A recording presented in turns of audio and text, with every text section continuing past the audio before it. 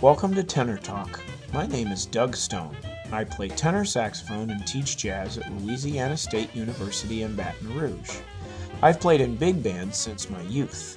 One of the many enjoyable things about playing in a big band saxophone section is the wonderful hang that happens when saxophone players get together. Tenor Talk creates an opportunity for two tenor players to hang and converse as they typically do before a gig, after a gig, and during breaks on a gig. I hope y'all enjoy these conversations as much as I do.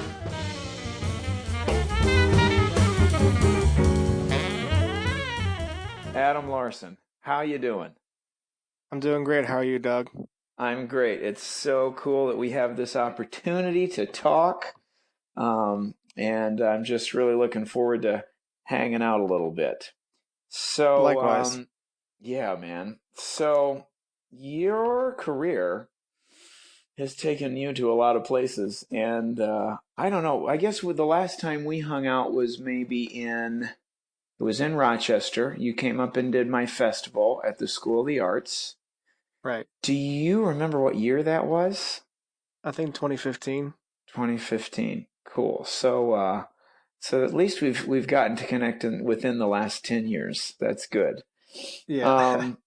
So I think probably the neatest connection for us is that we grew up, I think about 10 years apart from each other, but about 45 minutes down the road, down I-74 from each other. Yeah. So maybe just, if you could talk a little bit about where you're from and how you got into playing, and then we can kind of just reminisce about our shared teachers and shared experiences and all that stuff. Sure. Yeah, I grew up in Normal, Illinois, and I got into playing through my parents, who my mother's still a junior high band director. My father just retired actually a couple of days ago, after many years at State Farm Insurance. But before that, he was teaching high school band, and him and I played together on the weekends, Yeah. almost every weekend, from when I was 12 until I went to college. He's a drummer. So that's how I got into music. So that's great. And, I think it's just fascinating that I played with your dad as well, probably before you did. That's very Um, true. and I'm actually sitting here in my office at home in Baton Rouge looking at a picture from a Central Illinois Jazz Society concert when I think I was in maybe eighth grade. And there's John Miller on bass, Dave Parkinson on saxophone, Billy Cook on guitar. I'm playing my King Super 20 Silver Bell tenor, and your dad is sitting at the drum set. So I don't know what Wow. we're playing, but and I'm pretty sure that particular performance was on my birthday. And so I'm thinking it would have been maybe 1993, 1992, even possibly. So what year were you born, Adam? I was born in 1990. Okay, so yeah, you would have just been a little guy whenever whenever that picture was taken. So that's pretty neat. And I just noticed recently that you're getting ready to direct one of the all-state bands. Is it next? Is it this coming weekend in Yeah, it's actually this Illinois? com yeah, this coming weekend in Illinois. And then your dad has just completed a book, or it's just was published or something and he's doing a presentation on that at IMEA as well. Did I see that right? Correct. Yeah, he's doing a Yeah, presentation on the first of a series of books that he wrote about drum set setups and language and vocabulary. So it should be pretty cool. that's awesome. That's so cool that you're both, there at IMEA at the same time. Which band are you doing? I'm doing the honors jazz band. Okay, so yeah, so do they still have two big bands that they do? They do. They have the all-state band, then the honors band, and then the combo. Okay, cool. Do you know who the other directors are this time around? I think Mark Dahl is doing the all-state band, and Oh, then Paul Johnston is doing the combo. I don't know Paul, but Mark was at Birch Creek when I was up there with right, you, I think. right. So it's pretty crazy. So, did you do the honors combo at All State? I did, yeah, I did that my junior and my senior year, so I don't really know what to expect as far as the big band because I was never involved in it. Yeah. Oh, well, I mean, I do those like district things all the time, man. So I'm sure it'll be Right. good kids. It always feels stressful because you have to Sure. put a concert together in 2 days if you're lucky. Right. The last one Right. I did last week, I was in Gulfport, Mississippi for the Gulf Coast, Band Directors Association. So I think they said maybe 15 or 20 high schools, and but that you had a 2.5 hour rehearsal on Thursday night, and then the next day you started rehearsing at like 9:30, and we were done at 3, and the concert was at 5:45. So you know, I, Jeez. it was we had to hit it really hard. Who were your combo directors for the 2 years you did Allstate? I had Do you Jeff Campbell remember? for one. Yeah, Jeff Campbell Oh, for one, wow. and then Mark Colby for another. Okay. Those doing that honors combo for me in terms of my jazz education experiences as a student, both of my junior and senior year were really meaningful for me. I had Paul McKee the first year, and really, I had already kind of wanted to go to Northern Illinois University, but after working with Paul, it kind of sealed the deal. He was just such a great musician, really good teacher. I loved his conceptual thing. And then the second year, I had Orbert Davis. And after that one, Orbert ended up inviting me and Greg Ward and Sam Barsh up to play at the Green Mill with him like a couple weeks later. So that was so exciting, just to Wow. meet those guys and play. And I really kept some type of relationship going with a lot of those guys that I met in that all-state combo. But I also stayed in Illinois too, so I think Sure. that also had something to do with it. Um, okay, so then you ended up at Manhattan, right, for both of your degrees? That's correct. Yep. And so what led you there? Because I'm sure there's always so many places to be thinking about, at that age. Sure. Yeah, I mean, I just, that they were able to give me, exactly what I needed in terms of scholarship to go there, and Yeah. and I was Yeah. a part of the Grammy band when I was in high school as a senior, and the director of that band at the time was the director of the jazz studies program, so I got to know him really well, and he's still a Yeah. friend to this day. But it felt right to do that, so that's Yeah. why I ended up going out there. Yeah.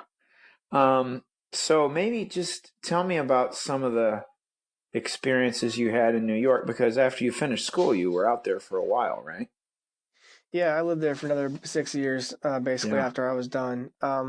Yeah, I mean, New York, I had a love-hate relationship with, and I think anybody who's ever spent some time there probably knows exactly what I mean. But on the one hand, artistically, you have probably no better place for what we do, as far as creative music, but quality of life is probably better almost anywhere else in the entire world. It seems like sometimes. Yeah. Um, Yeah. so I was certainly thankful for, and I continue to be thankful for the relationships that I developed while I was out there with people who are my heroes and still are, but also have got a chance to do some playing with or learn from at the very least. Yeah. And it was cool. But I about 8 months ago I decided to move to Kansas City. For a lot of Yeah. reasons, but not Yeah. least of which was just it costs a lot of money to live out in New York, and with a little family, going, it Yeah. was just time to make a change.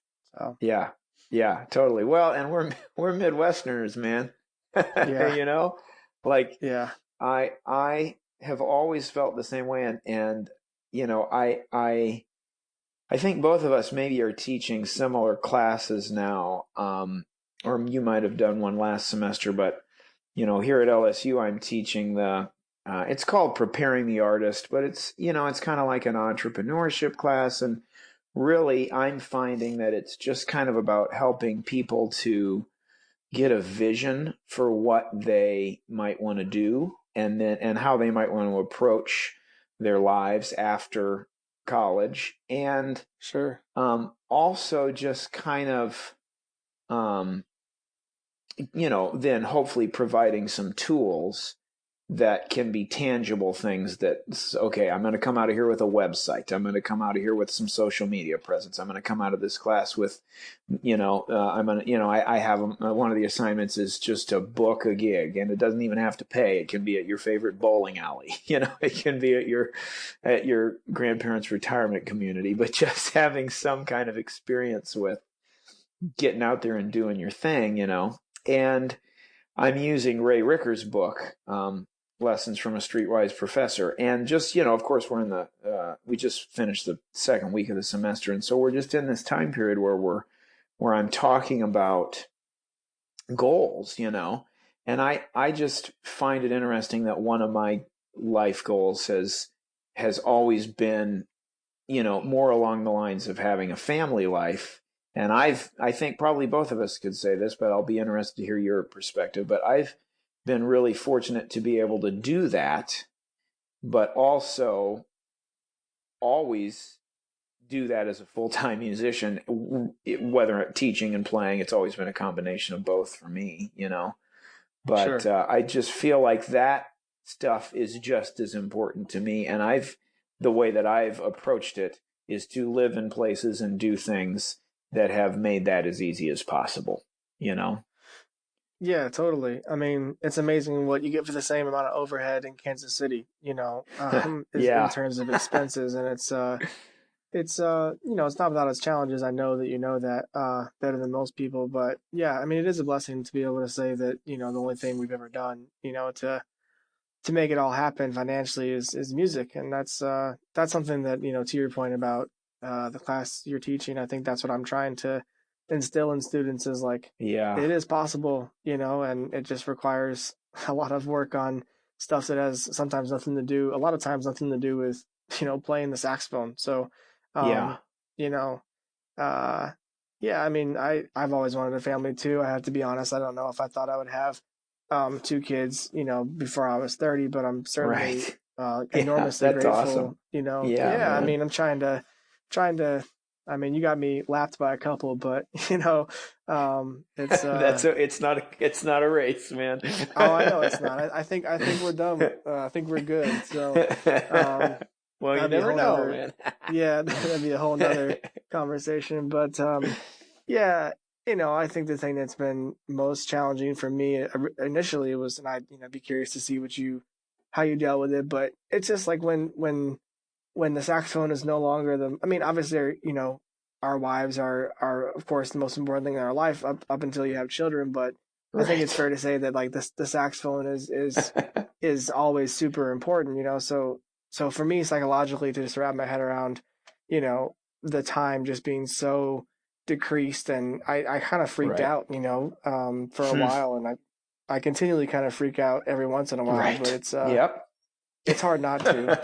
So Well, I love these types of topics too, and I think that I've been fortunate to have so many examples of people kind of doing what I'm doing, of other musicians, and I think my whole life I have really been interested in how do different people approach doing the things that I want to do, and I really base my development, whether it's as a musician or a teacher or a husband or a parent, on the examples of others around me. And so, I mean, you saying that just brings up several interesting thoughts for me in terms of time. First of all, I always tell my students that although, we're sitting here talking about how much I was interested in having a family and doing this kind of thing that I'm doing, all I ever thought about was how to be the best musician and saxophone player that I could possibly be literally until the time I was 25. And I can remember a day where I was driving down Foster Avenue in Chicago, and it was during the time period where I had proposed to my wife, and we were getting ready for the wedding and all that sort of stuff. And I remember having to say to myself, wow, there is something more important to life than just playing the saxophone. And I was Sure. 25, and it was the first time that I was having that thought, Right. and I definitely know young people who are much more balanced than I am in terms of that. One of the things, and I hope I don't forget this too, but one of the things I want to talk to you about, and maybe we could just put a little pause in that other thing right now to do this, is I have always felt since watching, because like we said, I think I'm about 10 years older than you. And being that you were in Peoria and I was still in Illinois, I mean, I was definitely aware of you and your playing growing up. Of course, I knew your dad and everything. And I always felt like, even as a young guy, and I have a feeling this had to do with your dad too, you were very aware of, oh, let me enter this competition or let me apply for this band. Like you did the Grammy band, and Sure. things like that, where I've told many students over the years, if you have a desire to go and play your music and be a band leader and do this thing, we need to think about how Adam Larson did it. So I have Oh, used man. you as one of those examples. So actually, man, like, I want to ask you,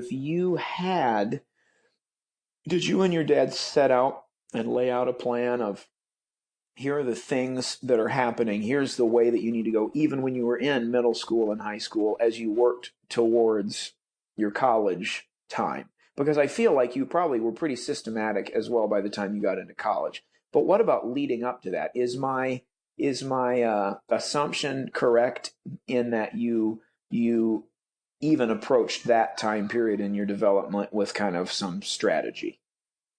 Well, first of all, it's really flattering that you would use me for any kind of positive example. I really appreciate that.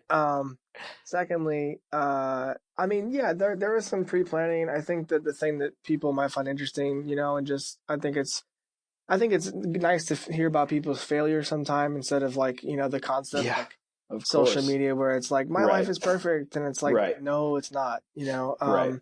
Right. So I went to University High School, which is the lab school of Illinois State, and by Okay. virtue of doing that, it was I knew kind of as a freshman in high school when I went into my scheduling that I wanted to structure my classes. I wanted to structure it for basically all 4 years, so that by the time I got to my last couple of years of high school, I could be having some built-in time or flexibility to be practicing, during the daytime, which is a huge Okay. luxury because most people when they go to high school, it's hard to figure out how to do that without like just doing bad in other classes.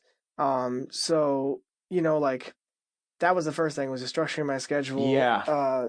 such that I could have time to take and by virtue of going to that high school, I think maybe a quarter of my classes my junior and senior year were independent studies, Uh-huh. which Yeah. were really advantageous because I didn't have to be in an actual classroom every single day for those things. So Uh-huh. um, that helped. But as far as like applying for programs and stuff, I mean, yeah, we certainly kept tabs on things. I didn't start making Yeah. any kind of break into that until I was a junior.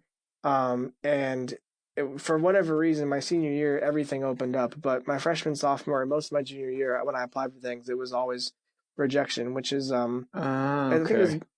think it was really good, quite honestly, because Right. it sets you up for kind of reality because that's having ups and downs is a part of this constantly. Yeah.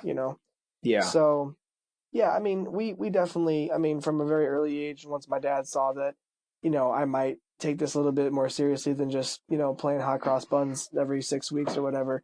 Yeah. He did some research on schools and things, and we had a file folder together for different possibilities. Having said that, I still auditioned and applied for a gazillion places my senior year. And I Yeah. didn't really know until the end of my first semester of my senior year that I was going to be going to Manhattan school. Yeah.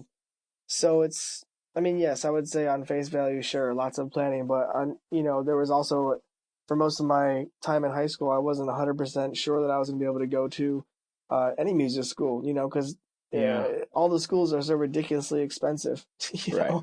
So, yeah, I think that's just a little bit of background on that.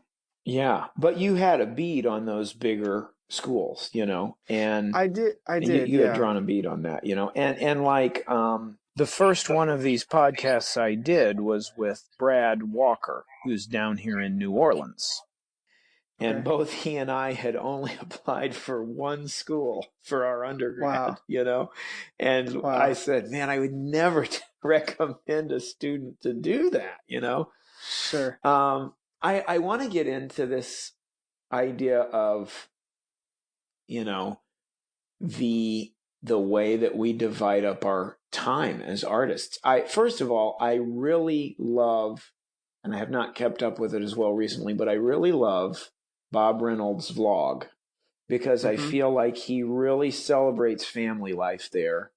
And he is someone who is an example of, he has his way of working it out and spending time with the kids and then doing his thing and developing how he needs to develop and grow and work on music and that. I think no matter where we are, we're never going to feel like we have enough time to dig into the music as we'd like to. That, I think, is one of the things that draws in even adult students who I teach who do other things in their life. They get into this because they realize this is something I'm going to be able to pursue for the rest of my life, and it's the gift that keeps on giving. Um, Sure. when I was in Rochester, I immediately started getting really busy, and then we started having kids. And my base teaching week in Rochester was 60 hours. So I taught a regular 40-hour week at the School of the Arts, and then I taught 20 hours a week at the Eastman Community Music School.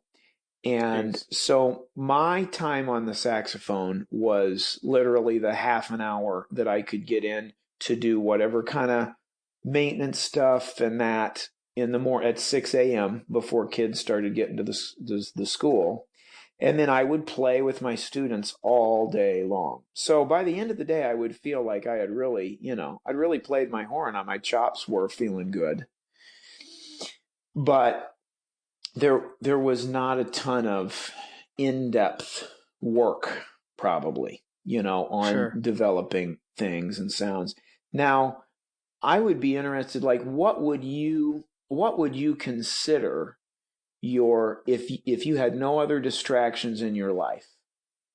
How do you think you would structure your practice time? And even in terms of career, right? If all of your playing and work and the music you were playing just scheduled itself, because I know you spend a lot of time, like you said, you have to steal from Peter to pay Paul in terms of, if you're going to book a tour, this is going to be a lot of time. If you're going to write a book, this is going to be a lot of time. So let's say all that stuff was going.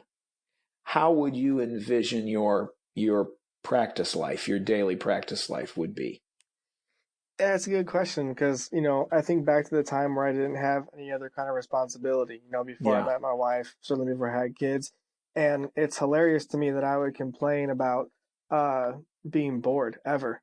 Because Right. it's like, man, what I wouldn't go back to just like erase that and just play. Right. Um, Right. but I think it's all about a practical balance. And I think that for the first 7, 8, 9, year of life that my older son Jack was alive, it took me a long time to figure out how to make that balance work for me in a way that I felt like I was doing anything other than just being a parent. Which at the end of the day, like Hmm.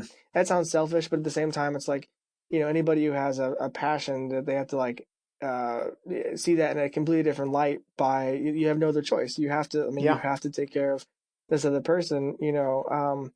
It's it's really it's very difficult. So I think now in my life, I think that if I didn't have any distractions, first of all, I don't know if I would still be practicing the Well, amount I let's was say no in my kids, right? Yeah. yeah. Let's say this is just like, setting up the ideal practice session for a student who doesn't have anything going on, right? Sure.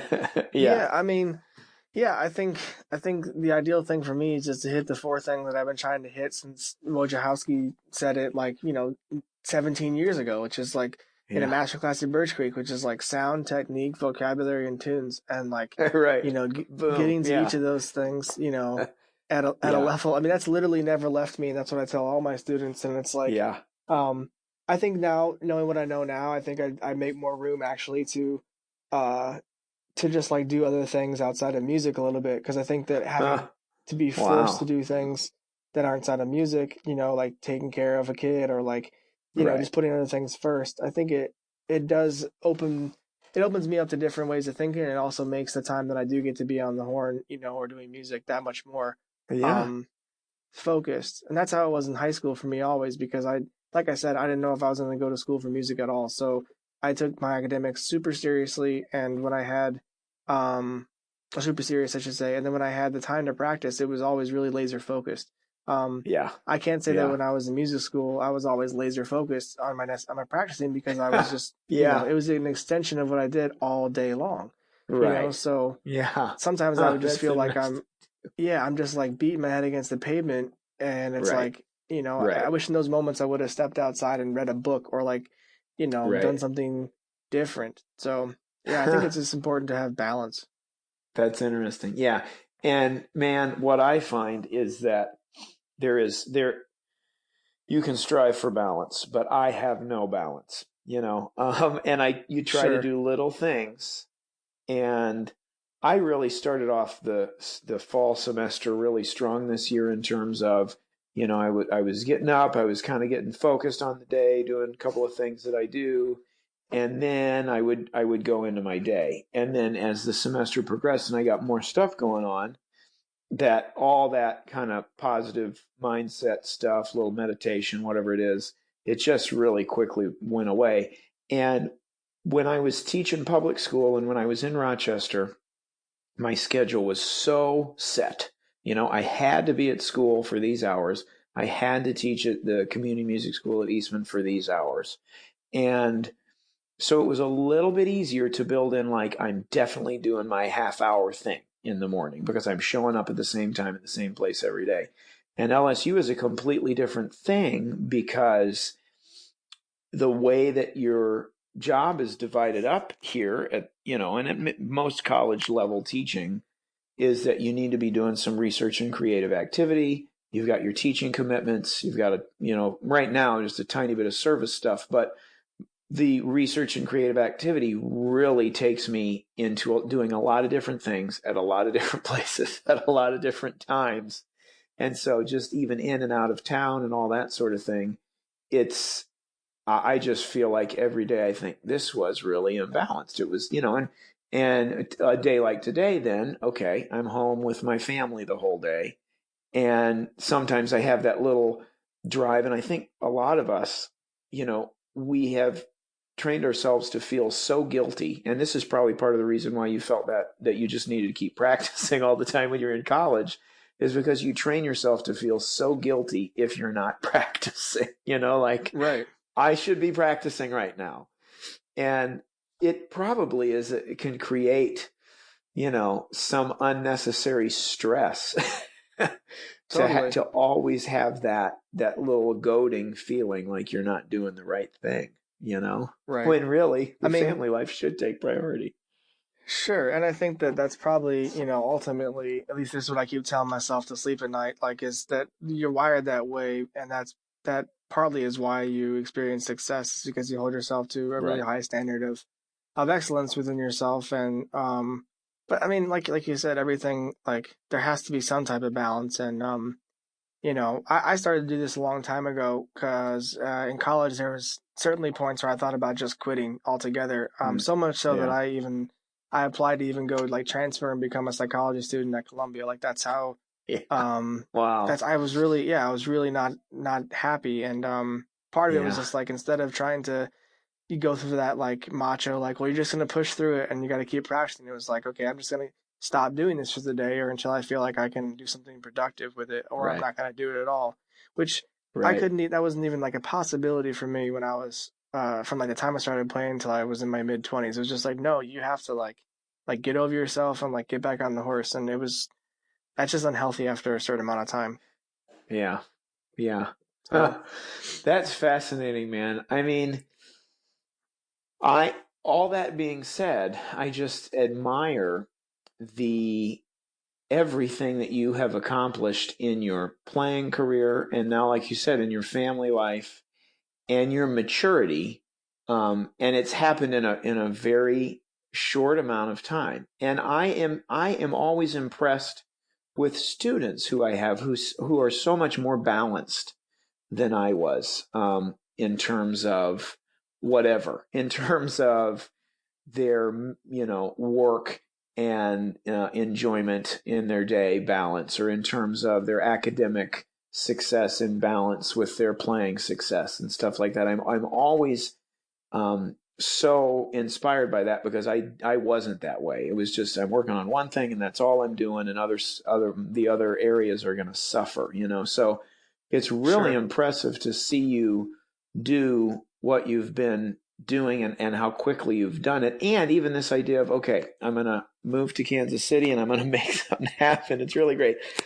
And we're probably should start wrapping this up. I'm interested to know maybe just a little bit about what you're teaching at UMKC, and then also what do you have coming up? Do you have records coming out? And even just something of, where can people find your music and be aware of the things you're doing? Yeah, well, at UMKC, last semester I taught music business and saxophone lessons to the upperclassmen, and I have one graduate student, and then my colleague Stephen Martin, who's a wonderful saxophonist here in KC. He's exactly my age too. He teaches the undergraduate saxophone students. Wow. Okay. So it's really nice, you can probably comment on this, on the record, off the record, whatever. But most people who work within a department where there's two people on the same instrument teaching the same thing, it can be like a recipe for disaster. Yeah. But with Steven and I, it's like it's really cool. We're really close friends. That's He awesome. drove to St. Louis with me when I got here, and I bought a Whisper Room from Sax Quest. So I actually, that's where I do all my practicing whenever I want, basically. But anyway, so this semester I'm teaching jazz pedagogy, and then the same series of saxophone students. And as far as things coming up, one thing that I told myself I didn't want to do, because it just makes me generally pretty sad, is to play wedding gigs. And it comes with a grain of salt, because like it's really hard when you're raising a family on one income to like turn down $300-$500 to play Whitney Houston, in the wrong key. But it's like, there's only so much that you can do before it's just like, oh man, I'm sad, So I'm trying to create some other. Kirk Whalen's solo is killing, by the way. Though. It is. I mean, Kirk Whalen is the man. Yeah, Kirk Whalen. I won't argue with you on that, but you know how it is. So, but you ain't getting paid like Kirk Whalen either. No, you aren't. Yeah, that's for sure. I would do it if I got paid like Kirk Whalen. That's for sure. Amen.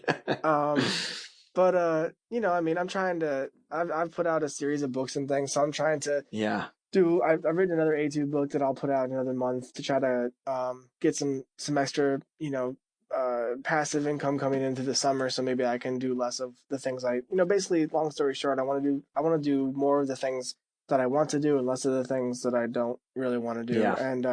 Yeah. And I think it's really nice to say it out loud, but until you actually put a plan into action, it's just kind of a pipe dream. So got a book that'll come out. I've got a rhythmic masterclass that'll come out in the fall. And as far as recording, I want to do a record with my band of guys here in KC, because that's part of the reason why I felt comfortable moving here, was because there's enough musicians here that really push me and that I'm super inspired by. So I think about doing a record maybe here in the spring.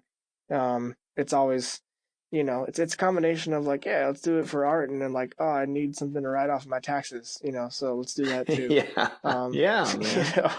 But it's like, you're looking at the paper, and it's like, well, that's an Adam Larson line right there. If I ever heard one, that's good. Yeah, you have to, like, I'm not even, it's hilarious, but at the same time, it's like, you know how it is as a freelance musician. It's like, if you do well, then you don't have anything to write off. It's like you didn't do well at all. So it's like, right.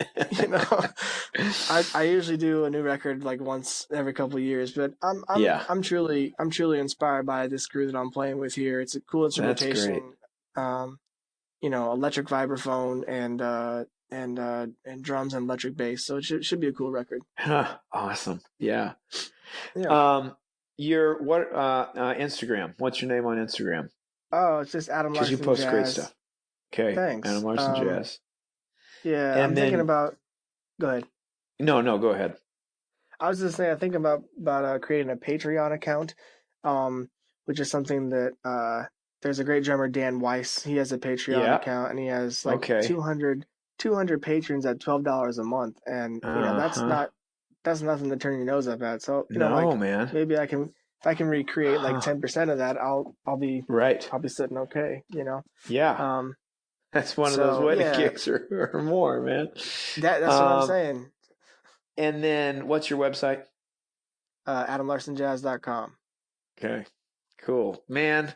So great to catch up. I feel like we could do like 4 of these half-hour slots here. So I'm probably gonna call you after this interview, and we can keep going.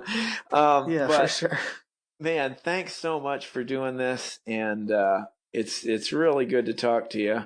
And I hope everything continues to go well for you. And yeah, man, thanks, Adam. Man, thank you for everything, Doug. I look forward to keeping in touch. Okay, we'll do it. All right, man. All right.